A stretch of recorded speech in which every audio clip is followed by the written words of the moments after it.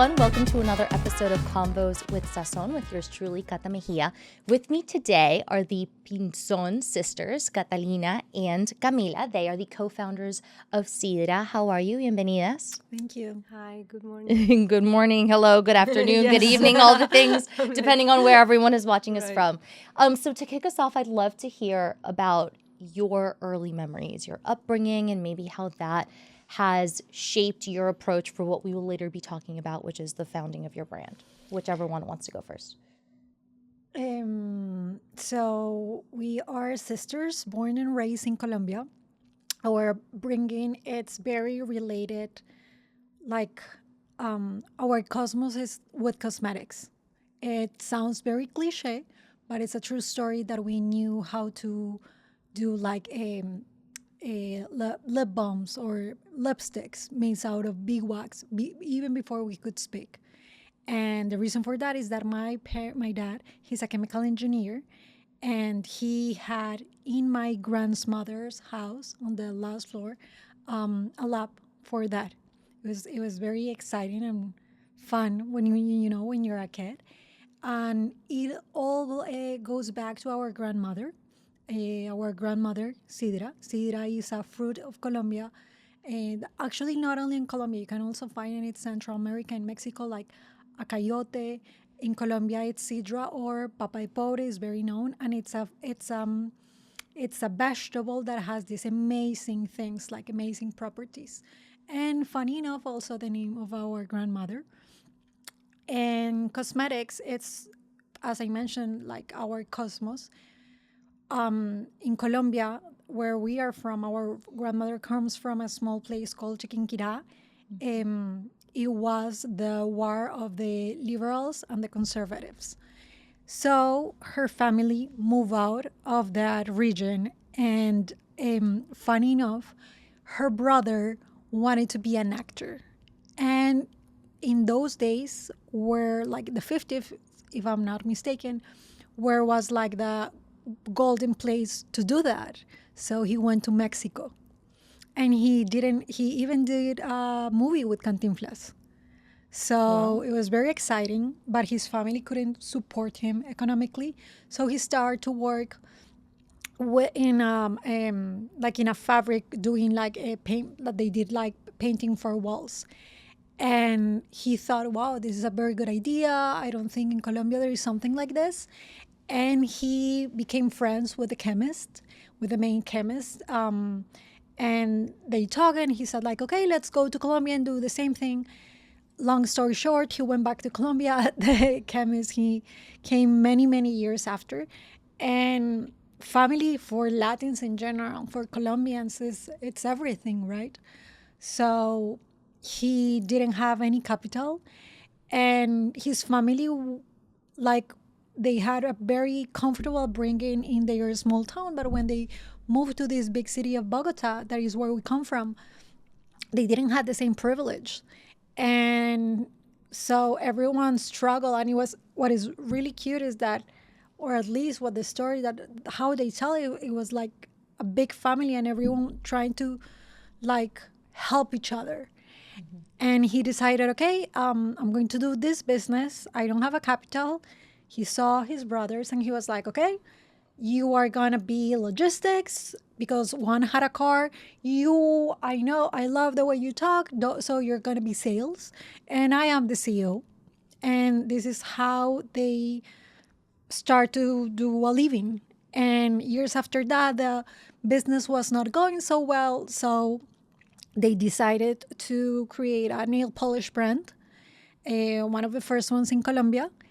And all our heritage, you could say, comes from that.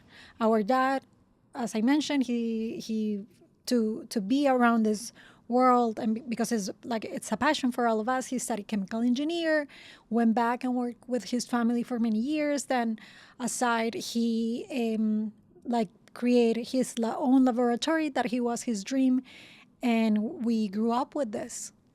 Okay, awesome. Catalina, mi tocaya, maybe you can tell me a little bit about when you all were being raised, right, around what I would consider to be a beauty empire, right? You know, nail polish, lip balms, chemists, things like that.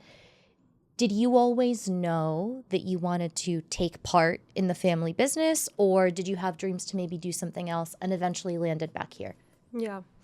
I mean, I think that me personally, growing up, I had mixed feelings because my dad and my mom, they, from young age, they started showing us the world. So my dad was like, especially my dad, I think he was a very explorative person. And it was kind of given that we were also going to go explore the world after high school. So I always had this controversial thought of like, I want to pursue this and I want to be very free and explore the world. But there is also this empire and this, in a way, already structured future, which seemed very promising and also very interesting to continue my dad's legacy. So when I went to university, that's why I chose a business degree. However, I was still in the mindset of I'm not ready to go back, and I always had the idea of like thinking, how can I at some point do something related to it, but not necessarily go back to the same structured that my dad had created. Not because I didn't like it, but just because I mean, we've always been like very free spirited, and if you're gonna hear more about our stories and where we've lived and where Cami has lived, it shows that we didn't follow like a linear track, but somehow we ended up doing it through Cidra, and we're doing it now. That's a perfect segue, honestly, because the entire focus of this podcast is how nonlinear paths still can lead to success, and you eventually end up doing, what you're meant to do. So maybe, Cami, you can tell me a little bit about, you spoke about your early upbringing. As children, you were in the lab, you were observing, you were surrounded by all of this. You go to high school, you go to college, then what? What step did you take? And then we can go with you back. Actually, my path, as she said, I never thought of. I think I have never really realized it until I just like listened to her. It's true. We have this explorer like thing in us, and my path has been not very usual, you could say. Like, I study fine arts. My major was in acting. So I was an actor in Colombia for around 5 years. I did a couple of TV shows, and this is what I did back then. I also love makeup because when I did also plays in Colombia, and I just love to paint, and I love to paint on people's faces. It was like much more related with expression than with my family. But at the same time, I also started to work with my dad part-time because I thought it was just fun, and it allowed me to do a lot of things, and I was acting at the same time. And sometimes I didn't have work as an actor, so I was with my dad, and vice versa. It was great. And after that, because I started to love makeup, I moved to Paris. So I started studying makeup, and I was lucky enough that in the school they are related with major like makeup company, and I started doing like internships and working for the company, like fashion shows, photo shoots, things like that. And then life, it's let's say, it always surprised you, and I thought Paris was going to be the place for me. I was there for 2 years, and I moved to Tel Aviv. So I was in Israel, Palestine for around 5 years. And when I got there, I don't know if people know it, Tel Aviv is the biggest hub of tech after. Yeah, I was going to say it's like the Silicon Valley of that side of the world. Yes, actually it's bigger than New York. It's huge. It's the second one after San Francisco. So I speak a lot with people, it's like my personality. And one day I was in a party and I met a girl, and she was like, how many languages do you speak? And we told her, okay, I speak this. And she was like, wow, like you are great for this role in this company. I was in a tech company. So long story short, I started working in tech. And after that, I came back again to New York. So my path, and currently I still work in tech. I'm a product designer. So like my path is definitely not traditional at all. Like I study for something, I work in many things. I had like multiple lives. But like looking back, I guess you could say that each step was, I was not so clear as her that she really had a thought like, I'm going to study this because at some point it's going to help.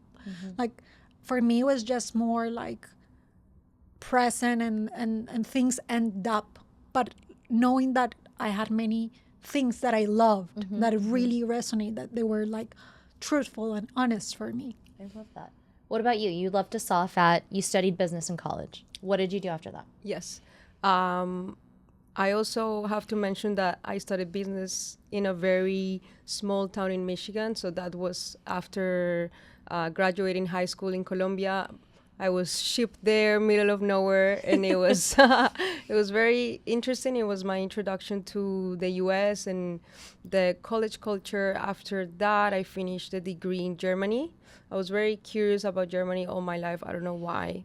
And I finished the degree there. Then I moved back to the U.S. and I had fallen in love with San Diego, just the beaches and like the hippie life. And I thought that that's what I wanted to do for a little bit. So I went there to San Diego, stayed there for a couple years. And then I moved to Miami. I met with my ex-boyfriend and he had to move there to open the market for this water company. So I followed. It was really nice to see Miami and live this like healthy beach life, like the good side of Miami.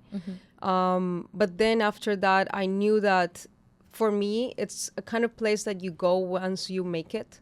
I feel like I needed to be more pushed and challenged personally and professionally. So I moved to New York and it's been 7 years since I moved. Yeah. Wow. So Okay, so you both couple reconnected cities. here in New York. Yes. Where does Cidra come into the mix? Like, how did it, you mentioned obviously the influence of your family, but as co-founders, I want to know like that first moment. How did you guys start? And also, you started mentioning free-spirited. How did your personalities complement each other in your respective roles? So I came back to the US after Israel. And my dad, he was like, there is this amazing entrepreneurs in Colombia that they were doing crazy things with, because he still does a private label. And there is one that we love and we love what she has done. And she's also my tocaya. And my dad was like, you guys should get inspired by her. She's doing amazing things, like all of this. And actually, it was, she first started doing her like own brand. And I saw it and I guess I was like also inspired. But for me specifically, it was very important to find something, and still is, that aligns or that gives me purpose. Like, I love cosmetics, but I just didn't want to do something just to have another cosmetic line. Like, I mean, there are so many lines. I wanted to do something that it was like aligned with the things that I believe and the things that I like. And I work for a chapter of my lab at the United Nations. And I was very close to see like how they work with organizations like in other countries, the Middle East, South America, and how they were doing things that were like sustainable. And it was a great experience. And I really felt it was the first job that I felt that aligned and really gave me like a lot of purpose. So after that chapter, I thought I want to do something that aligns, and that my mom, she has this amazing life philosophy of that the sun rise for everyone, that it's not life is not only about you, but like everyone around you. And my dad, he also has this vision about like taking care of himself and his family and as a unit. So we took a long time to understand, okay, how could we do that?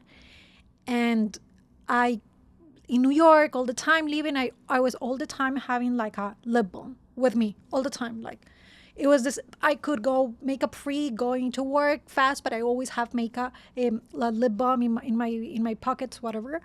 So, okay, the first idea I got is like, this is like, it was not that I did like marketing research. I didn't have the means for that. It was just like what I want to do. Okay, lip balm. Let's do it. Let's go that way. And then after that, I like I was asking this question, how can I make this interesting for me? How can I be behind something that I believe in, right? And then all this idea about working with communities and using and trying to, we both are like especially her, extremely passionate about nature and animals and the ecosystem.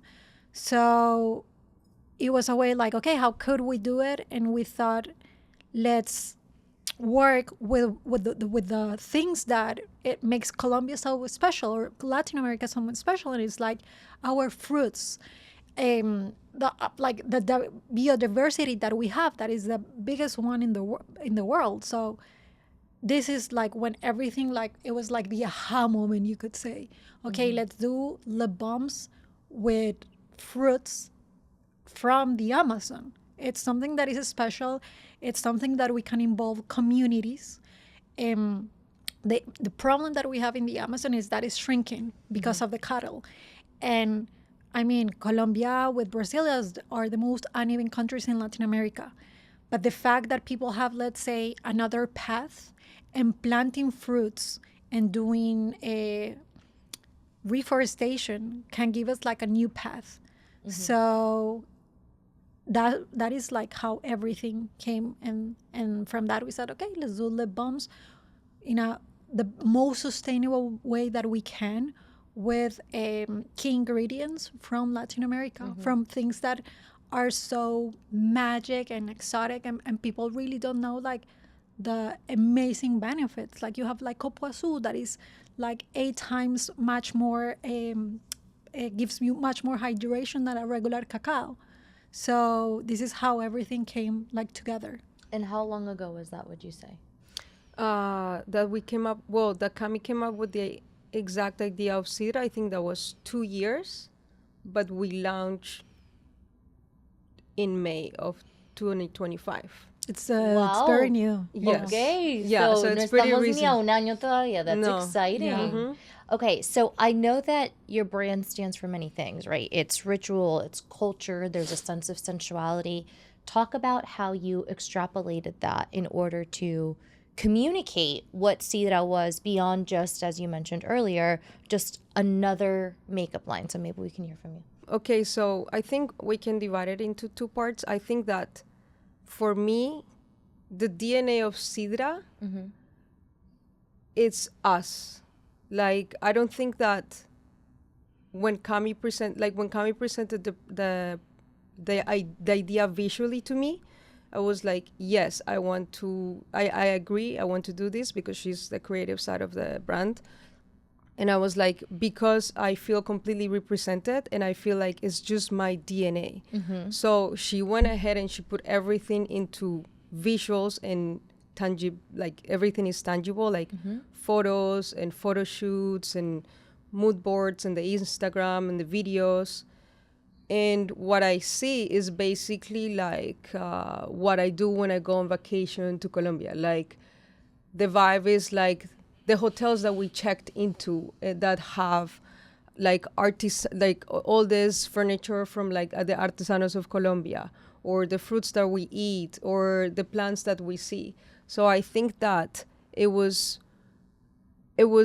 just thinking of what are the things that we like, that we value, that we want to always be around. And that's what was put into the pillars for the brand. So I think if that's how we came about to it. Yeah. What would you say was missing in the makeup wellness space that Cidra fills a gap for? As you mentioned, this is a very saturated market. There are so many brands. There are many lip balms. So in addition to the story behind the brand and the ingredients and how intentional is it, what gap is it filling? For me, I love makeup. Besides Cidra, I love makeup. I love to do makeup for people. I am that girl. So I go to Sephora often. It's my happy place. And when, like I follow all the founders. I love Emily Weiss, that is the founder of Glossier, like huge inspiration, but they don't look like me. They don't speak like me. They don't have the colors in the skin that I have. So I still see that there is a huge gap for the Latino community. And, in Colombia, everyone is Colombian. So you never, or at least I never felt as a minority. I never felt as the other. But coming to the US, it's been the other, at least in my experience. So I feel like Cidra talks things about a client.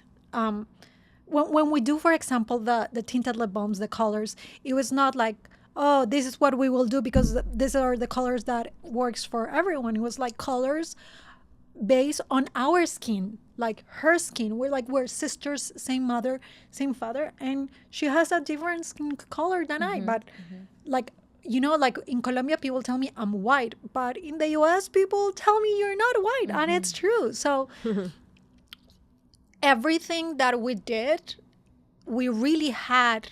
I think it's very important when you talk. Like, I'm a designer, so I always think about the communication, the person that I'm talking to. And for Cidra, it was very clear for me who I was talking. I was talking to my people, like things I mean, I'm open and Cidra is for everyone, but like I really think about the people that I know, my girlfriends, like first gen immigrants like me, or first gen or fourth generations, people that understand and care about those values. So it was very clear since the beginning, and this is why the brand has the name of our grandmother, that we are aiming for something that it's so us, but bigger than us, that is this culture of Latin America. Like, you grow up eating arepas, drinking chocolate, and it's like a papacho for your heart, like all this idea and all this cosmos of family and the tropics, that it's important for us. I love that. I wanted to add that beyond also the storyline of we have discovered something that is very special about our product, and it's been discovered through like we thought that it was a problem. So basically we started experiencing some issues with the product when it was shipped, because it sometimes, if the truck drivers leave the box unattended, it can overheat. So basically what happens, because our product is mainly just natural oils and butters, it kind of melts, and then when it cools down, it crystallizes a little bit, and then sometimes you can see little dots. It doesn't change the formula. It's not bad for you, but it's just the effect of like it overheating and cooling down. So we started doing like a lot of research of like, okay, how are other brands shipping their product? Are they putting it in an insulated bag as if like you were shipping food? And I mean, I kid you not, and like we did a lot of like formula research on like all the retailers, not all, but like a lot of retailers that are like clean beauty, like Credo, and like it really seems like our formula is one of the purest, is really one of the cleanest. So I think we do, besides being from Colombia, being, one of the few Latin brands, we do have a very, very clean product.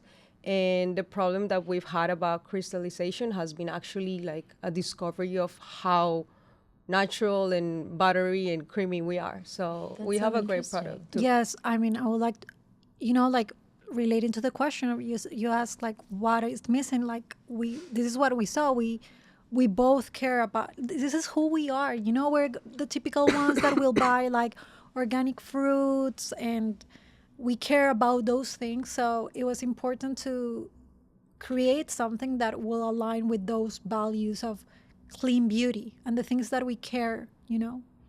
I love that. Let's talk about the philosophy behind the ingredients. So maybe talk about how many different shades you have. Obviously, they're all displayed here, but how you selected, what went into all of them, what makes one color different than the other. For example, I have Guava elixir. Thank you. Yes, you have a different one on, right? So I'm curious to know the behind the scenes that people as a customer may admire as like, wow, what a pretty color, but what does it take for it to actually get to that product? Well, I mean, like everyone knows, like any founder knows that to do a product, it takes a lot of time. However, you need to remember that we have like a house for this. So just an example, when I was a teenager, I told my dad, I want this blue, and he will do it fast because he has that capacity. He's a person that has done cosmetic for more than 35 years. He has so much experience. So people think, wow, this was so fast. The answer was no. Because, as she said, we did a lot of research. I went to Colombia to experiment, to get the results, to look for the people, to look for the community that grows these three key ingredients, copoazu, babazu, and mango. Was not easy at all. We're talking that these fruits grow in the south of Colombia, more north of Brazil. So it was not so easy first to find them, and then like it was important for us that everything is sustainable. So to find those partners that they had the same idea and values as we had was not easy, especially, for example, with the copoazu. They respect how it grows and the environment. So it was like, we have this kilo of copoazu and that's it. So long story short, it took around 2 years to test and test and test and test until first we did the first okay formula, like the without any color, just the formula.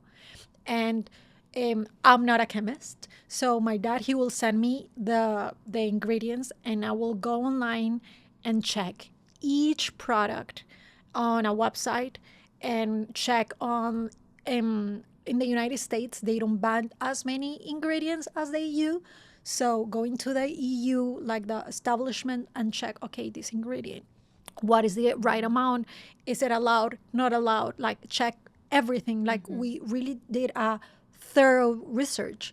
Also, Katy, like she understood, and sometimes I'm amazed because she talks like with a lot of property about it. And I'm amazed. I was like, oh my God. And she knows how to say the tetra la la la la of a ingredient that I don't know how to.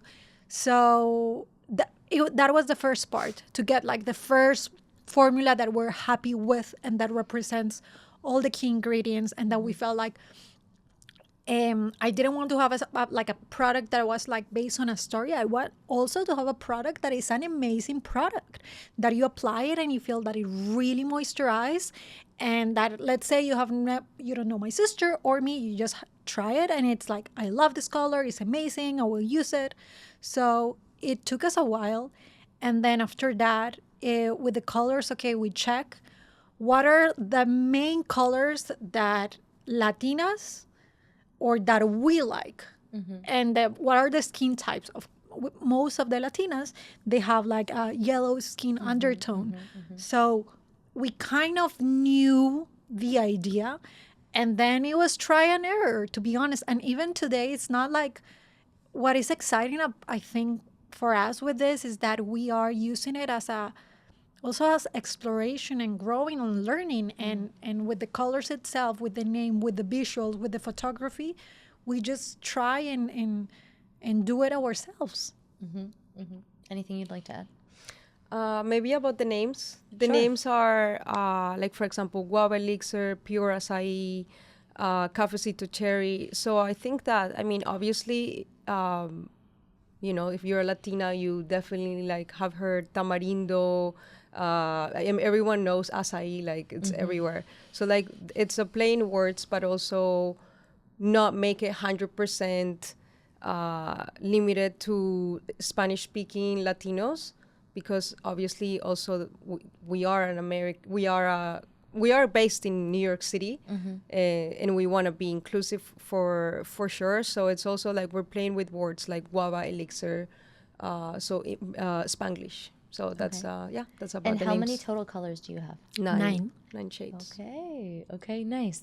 You mentioned a little bit about the challenge of the process to even have a product, and you also mentioned the crystallization when it came to shipping, but what other challenges that maybe aren't obvious from the outside looking in come with this process? I mean, it's been less than a year since you launched, many years in the making, right? The vision, the testing, the research, the continuous exploration, which is something you've both mentioned, but what would people be surprised to know?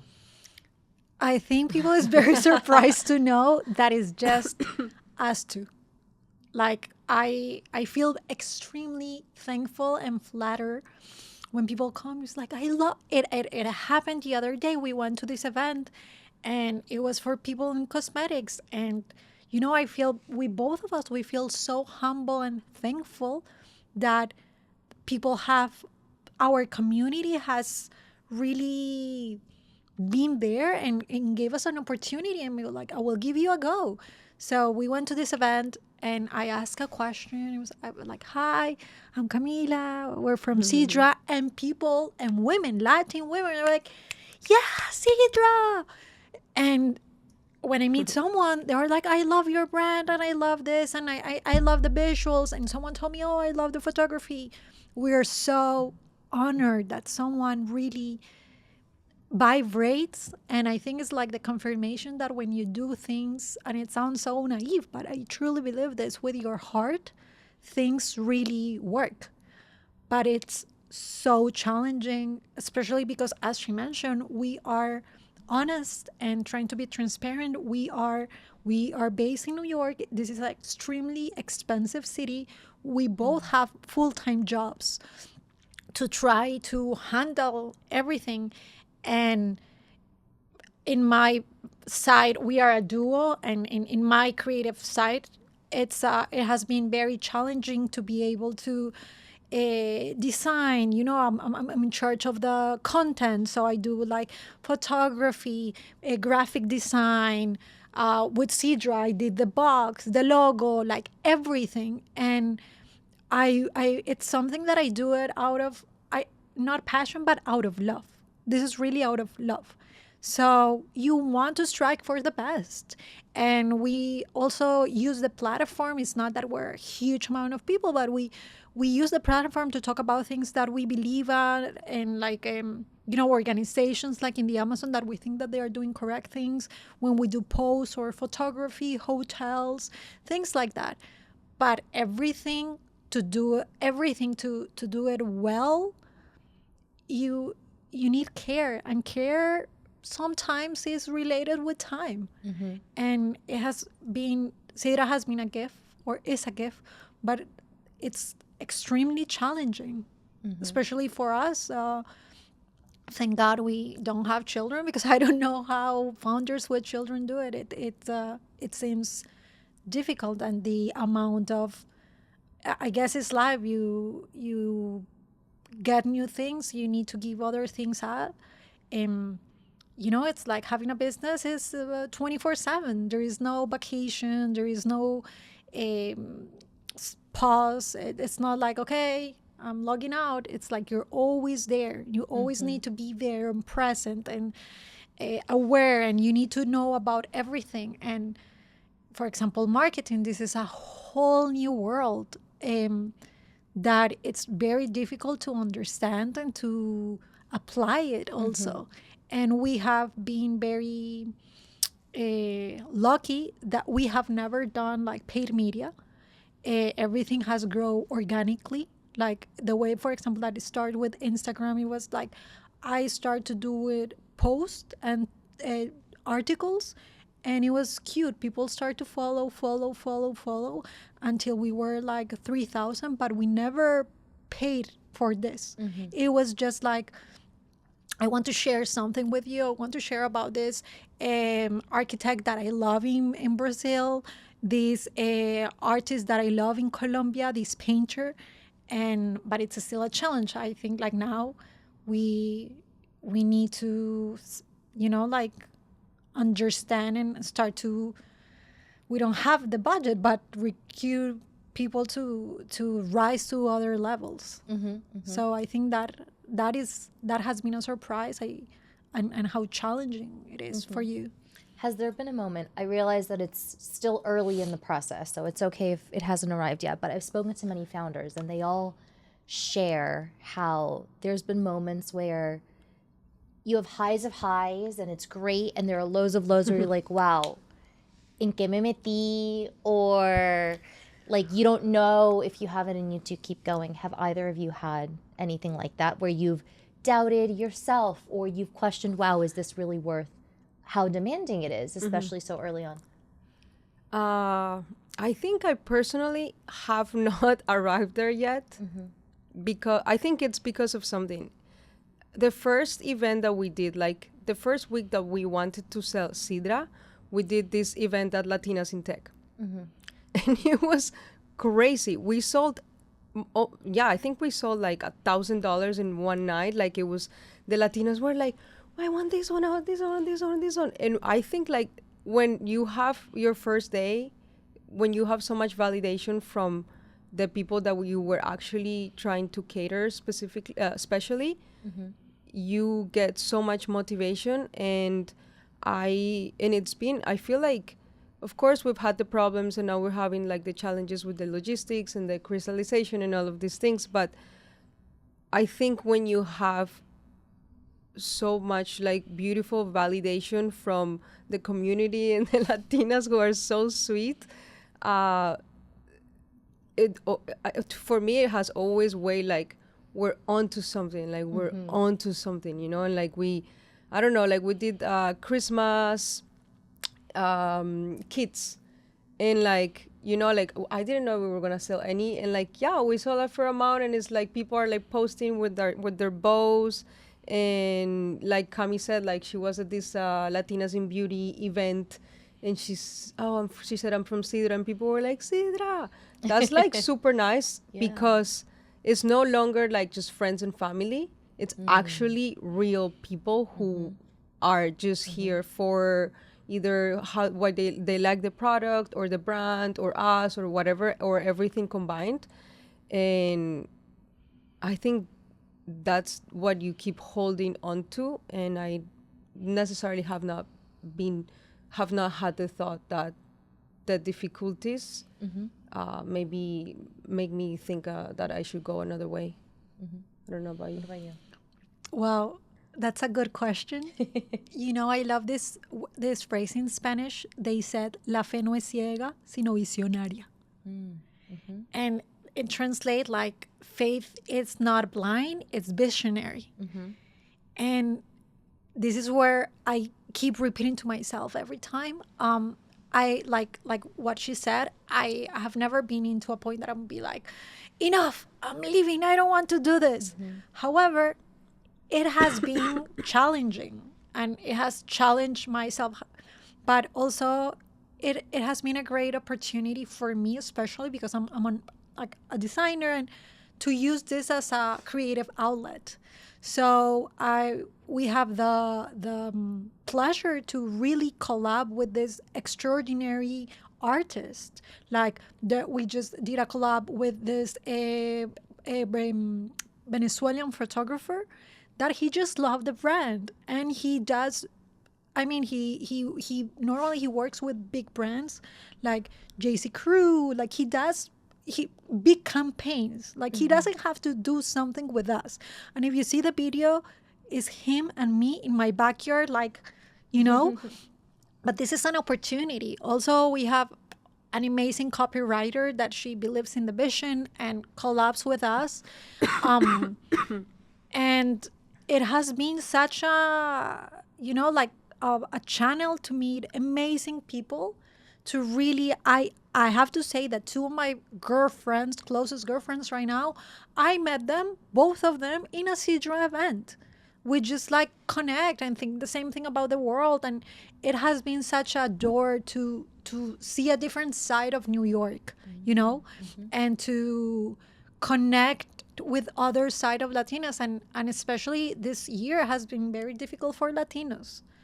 And it has been amazing how to feel that you still have this community, and like still create this kind of, we at the beginning we start to do a lot of pop-ups and find like this kind of hubs that we could like hold space for our community. And we did a collaboration with Devoción, that is a Colombian coffee place that is a dream for us, because Devoción is huge. And we did it, and being in stores of brands that we love. For example, Tumbao, that is a store, they have the biggest fashion catalog of Latin artists in fashion. So it was a dream come true to be there, because I remember myself going to Tumbao and be like, wow, I love these brands, and they have such a specific curation of things.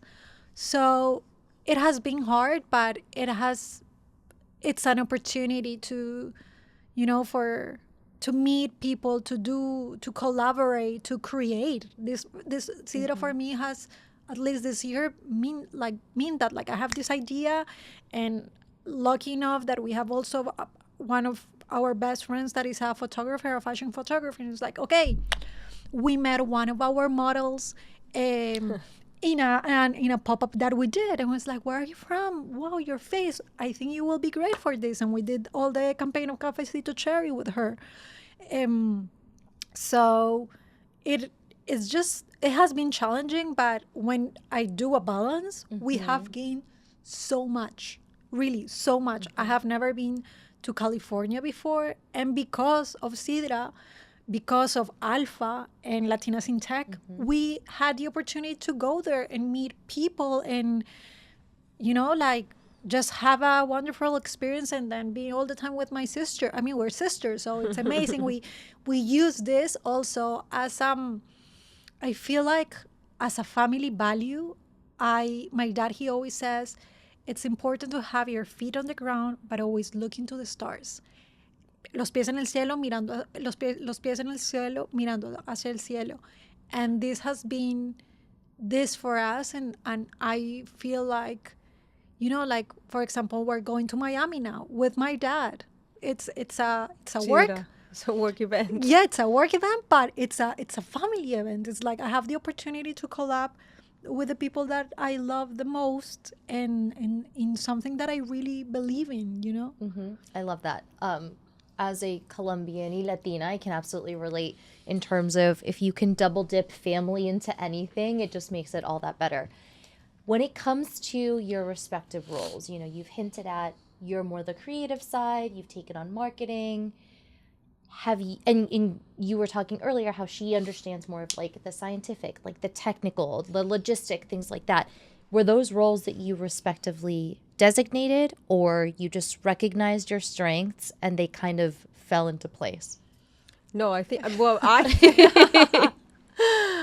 I think they were designated since day one. And also, so I personally am not a big fan of social media. Like, I do my best to try to stay away from it. And I know that selling a product, you cannot be like that. You have to be there all the time, and you want to be there all the time. That's actually one of the challenges. Like, everyone tells us like, oh, you need to, show face and all that. And I think that's one of the challenges that we sometimes struggle to be in front of camera. But so when we were talking about Cidra, I remember telling Cami, like, yes, like, I'm down. I love the project. But it was only when she had created the world. So it was like she basically like presented the world, and I was like, yes, I'm in with all of my other skills. So it was like right off the bat, like it didn't fall into it. Like, we didn't fall into it. It was designated from the beginning. Okay. But also what I think it's interesting is like, sometimes they tell me, oh, you're the creative part of Cidra, but she's super creative also. And she brings ideas that I don't see by myself, right? And she has an eye for detail that sometimes I lack. And, for example, with the packaging, she really, I appreciate, I don't know, Amazon is not going to be hugging and doing ribbons to your packaging. every ribbon for Christmas, she was really sending me pictures, and it's like, oh, this part is bigger. And, you know, like, this is also a creative process. Formulation is a creative process. The fact that we can go forward, and the fact that I can I'm very visual, so I love Instagram. It's not because of Cidra. I love Instagram. I mean, my ex-partner was always like, oh my God, how many hours can you spend there? And I love it because it's visual. And this is why, for example, TikTok, that is a new generation, I don't understand it very much. And this is why Cidra is a challenge for Dana, and something that we will need to work on. But Instagram, I love it. I love this way of communication with images and messages and sharing to you, you know, stories about things that we love. So yes, it started like that, but I think it has, you know, it is very natural, and it comes and goes. And sometimes, like, she has like a creative thing, like, oh, let's do a post about it or a video about something. And sometimes I am much more like business wise, like, okay, let's reach this person. Hi, how are you? Let's contact, let's network. I think it's also, I have learned to let go, or still trying to work like consciously of letting go and trust the other. And in this case, it's easier because this is my sister. Like, this is someone that I trust since she was born, right? So we have roles because we need it in order to move forward. And I think also something, we're also, Cidra's in a gallery, and we did an event there with this artist that she does sculptures with food. It was very cool here in New York. She's from France, I think so. And they were doing the poster, and then we were like sending, like, you know, like the directions how to do it with the color, and the owner of the gallery, that is called La Sudestada, she texts me and she's like, Cami, she's from Argentina, and she's like, Cami, boluda. I mean, like, I'm in shock with you too, because everything is very organized and very corporate. Like with the artists that I work, it's not like this. And you know, I think the fact that both of us have successful careers and in companies, and we have learned from that so much, it helps that we come together and we can do it in a way that it is very structured. Let's go back to production for a second, because you both have mentioned the importance and the intentionality behind the ingredients that you chose, and the storytelling, and how rooted it is in Colombia and also its communities. But you also mentioned your dad has a lab in the house. So is this made in that lab, or where, like, because you guys are based in New York, the ingredients are Colombia. So where's the connection? So my dad used to have a lab in his house. Yes, when in he my started. grandma's house. In my grandma's when he house. started. When he It was started. the rooftop. Yep. Yes. Over 35 years forward, he has his own plant. It was in Bogota. Now it's in the outskirts of Bogota. It's in Mosquera. Okay. So he has a lab there, and he sources the ingredients from Colombia, and then that's where it's produced. And then, as of right now, we only have one product, and he shipped us like 5,600 units that are sitting in both of our apartments right now. Oh my goodness. So these have come a long way. Oh, yes. Yeah. Yes. But they came in perfectly. Like, the crystallization didn't happen. Yeah. No, I think it's important to It's note only that the detail, though, overheating. because I don't think people realize that, like, this is literally, like, for this to arrive onto someone else's lips, it came a really long way. Yes, it did. Yes. And it's also like we try to be like mindful of, you know, like who we were working with. And for example, the boxes, everything is made in Bogota. The package itself, it's made in Sabaneta in Medellin, you know. So, I mean, everything was very intentional. Like, we understand that we are not 100% sustainable, but we're aiming and trying to focus our business into this value or purpose that we believe in. So it's been about 8 months since you launched, right? So close to a year, which is very exciting.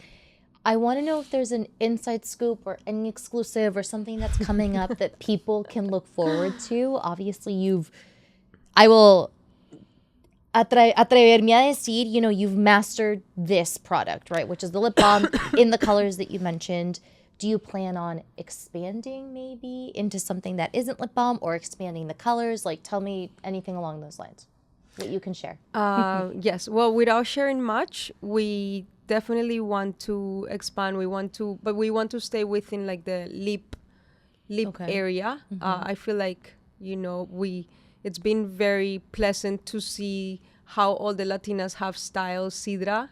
You see like from, like you're just casual guava elixir, no makeup, but to the maybe Selena look with the liner. lip liner, Yeah, so like there's so much to explore there. So that's what's gonna come. We're also working on walking away from our current packaging, like the PET, just because we're always trying to work towards more sustainable materials. So we're working on that. But both of these things are long term, or very long term, because we have to sell all these ones first. Of course. But I mean, like a small insight is that we will have a new color on February. Oh yeah, that's short That's term. exciting. Yeah, In short addition term. to Para el Cidra. mes del amor. Sí, Exacto. exactamente Sí. para el mes del amor. Oh, I love that. Okay. It's a new year. It's 2026. I want you all to kind of think even bigger than you've thought up until this point and talk about maybe like a dream collaboration or something you want to manifest for both yourselves and an extension, the brand, in this new year. I mean, that's a big question. I think for me, like it's true. I do want to have a business, to be successful, like all the story. But at least for me, it's very important that we find a way to keep being truthful and thoughtful, not only to us as a family, but to where we come from and to the community that we belong to, as Latinos, as Colombians, that we continue to be comfortable in that sense, and to do new products or to create more things is not as easy when you have this promise. So I would love for Cidra to be one day at Sephora, will be the dream. However, I don't want to compromise how we will get there. Like for me, my big theme for 2026 will be that we keep growing and being. Right now we're in 13 stores around the US. That is extremely exciting in a short Including time. Costa Rica, yeah. Including Costa Rica. Felicitaciones. That's awesome. Muchas gracias. And we have been like extremely lucky that people have just like opened the doors, believe in the product, they love it. But every step, like being like mindful, thoughtful, and like being true to the values that we have. That for me, this is very, very important. To find a way to have this equilibrium. Okay, we grow as a business, but like it's not me on the only one that is growing. Is like us, us as a community. How we can think about the people that is around us. I think that will be the thing, and I think the dream is to keep spreading our or sharing this different way of what being a Latino is, because there are many shapes and forms, and sometimes I didn't feel represented like as a Latino, like in things that I saw. But I think we also have like, okay, that is also Latino, but we are also we're another version of what a Latino is. So it's very exciting, like to keep sharing, going to other states, reaching more people, meeting, having the opportunity to meet Latinos all around all around the US and have the opportunity to live amazing experiences in the US, in New York. That is such a big part of who we are. You know, we have our community here, our events, every time that we do pop-ups, like our community comes, Latinos, not Latinos, like very international, also Americans. So that will be the dream for me. And I think I don't believe in like growing too fast. There is this saying in Colombia, el que crece como palmera, baja como coco. Like the one that rises as a palm tree. Estamos llenos de dichos, me encanta. The one that rises as a palm tree falls down as a coconut. And I prefer that we grow slowly, but that it has like, it really has like God, like fundamental things for us. And I think the dream is to keep, meeting people in the industry that opening doors, meeting interesting people. We have become friends with people that we have never met, like through social media. It has been a great experience. We're close to the founder of Oso Bird, that is a fragrance, Latin fragrance. And, they are very big. They are like in Bedford Goodman. And we met through Instagram, and she has been a mentor. So the dream is, I think, is to keep the way we're going and do it in a way that feels correct, while having still a loving relationship as sisters. That is a challenge, to work with someone that is so close to you. What about you? Anything different from that? Yeah, I think I have two very punctual ones. So I really want the validation of a clean retailer to carry Cidra. So like Credo Beauty, please. I think that it would be a massive collaboration if we can be at a retailer that has all these clean beauty standards. So to have Cidra in one of those, I think it would be like a before and after. And then, I don't know, I was just thinking like of collaborations or of other collaborations. There's this model actress from Colombia. Mika. Yeah, she used to live here. Now she moved to Mexico. You might know her. Well, I know her from Cien Años de Soledad. Akima. Okay. So I don't know, like, I admire her so much. I really like how she displays her Colombianness. I think it's very Cidra. I think she's very real. I like the way she speaks and the way she acted in Cien Años de Soledad. And I'm sure, she's full of many other beautiful things. And I think that that's someone that would be a dream to pair with Cidra somehow, one way or another. Not even like just having her as a face, but just having her try the product. That's exciting. Yeah. Well, from this space to, the broader universe, que se les manifieste todo eso en forma real. And lastly, where can people find your product? So you mentioned 13 stores. What are those stores? Is there anyone local? So if we're talking New York, shout out to Tumbao. Okay. On the Lower East Side. Shout out to, this is Latin America, Brooklyn, Grand Street next to Tonitas. We are also at Elena Magdalena, that is a couture fashion store in Williamsburg. La Sudestada, that is on Greenpoint, that is an art gallery, Latin art gallery. And we are in other stores around the U.S. Anima Mundi Greenpoint, Anima Mundi Soho. Okay. Yes. I have online, right? Online. Okay, so share that. You can, like, if you guys want to purchase Cidra, you can go to houseofcidra.com. She will personally, like, pack everything for you. And you can check all the colors. And we're also, just like a message in Instagram, happy to chat, answer to any questions that you guys have. And hopefully we will be next credo.